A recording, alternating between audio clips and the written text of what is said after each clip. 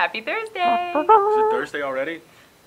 Could be. Could be Friday. I'm not sure.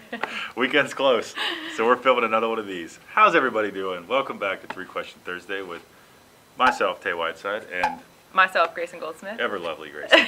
And yeah, we're here answering some more questions. So let's do this. All right, Andrew Stevens, what's it like having a camera on you all the time?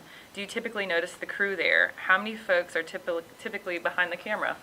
I'm tongue-tied. Is the camera freaking you out? Yes. Oh, yeah, there's a camera there. So I have to be honest, and I think most people know this about me, I was super camera shy in the beginning of filming the show. We all were. Painfully obvious. And until I kind of got to know the people behind the camera, I couldn't be myself. And so, yeah, that kind of leads into the second half of that question. But 100%. Like, the crew is what makes it easy to do. Like, if it changed crews every week, right, and it was like some stranger behind the, because like, you know what the camera guy, you guys joked about something last night at dinner, or you got these inside jokes, or you've got, they're your buddy, yeah, you're your just friends. having a conversation. And they're not sitting there judging you, they're like laughing. Well, they're just with trying to you. do their job too, and yeah. But they're along for the ride, Right, They're curious about what we're doing and vice versa. But it's nice to have like that producer or that camera operator there to talk to, because otherwise you just feel like you're having this one-sided conversation with yourself, and that sometimes doesn't go That anywhere. ends quickly for me. But behind the camera, when we're on set or on a salvage job, is typically like 7 people. Yep. Maybe. Usually the crew is 2 cameras, 2 sound, 2 producers. 2 producers, a PA, and plus or minus a few there. But yeah, it's about 6 or 7. Yeah, a very minimum.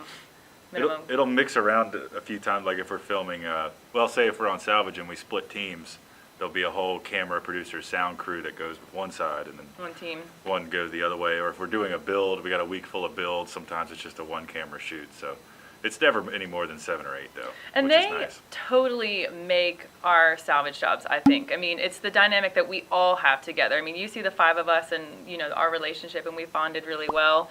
But we're not the only people there in the field. I mean, we're bonding with all the people that are involved with the film crew, and we've just developed these really cool relationships with them, and they kind of filter out. It's not always the same 7 people, but right. We get to know each of them and their personalities, and it's been a really cool experience. I think. Yeah, it's killer because there's a few people. I'll name Gary Costner because I like Gary a lot, but he's genuinely curious about what we're doing. Everything. So he'll turn the camera off sometimes and just lean in and be like, "What is right, that?" Right? Yeah. Oh, he's so. And that's so great. And also really good, knowledgeable about everything. He's just one of those guys that just a go-to. He's like a modern day MacGyver. Totally. Yeah. Gary MacGyver. Gary MacGyver. I hope he watches these. Something tells me he doesn't, but I hope he does.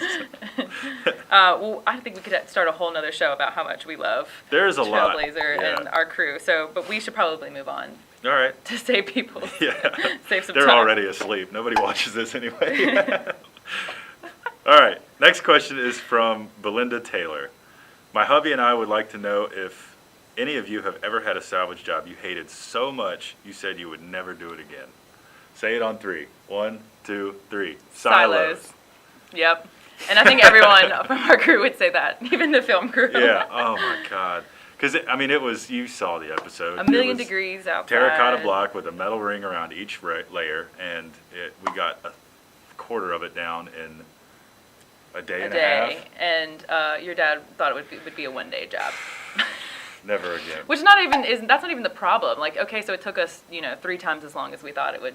So what? We just could not break through to find what the easiest, the path of least resistance was going to be able to take this Still silo had down. a lot of resistance. It was just insane. I mean, it was just all of the tools we could think of. Yeah. Every night leaving work and going to Lowe's and just thinking, what can we buy Yeah. that will make There's this a go secret faster? tool somewhere, and there's not. There's just elbow grease and loud.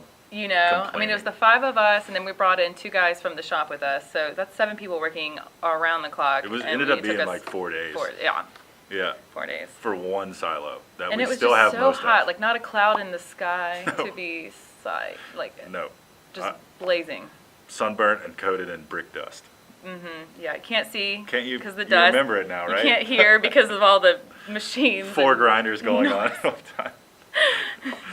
I'm going into a spiral. And you play the mind-numbing music, and we're all just like.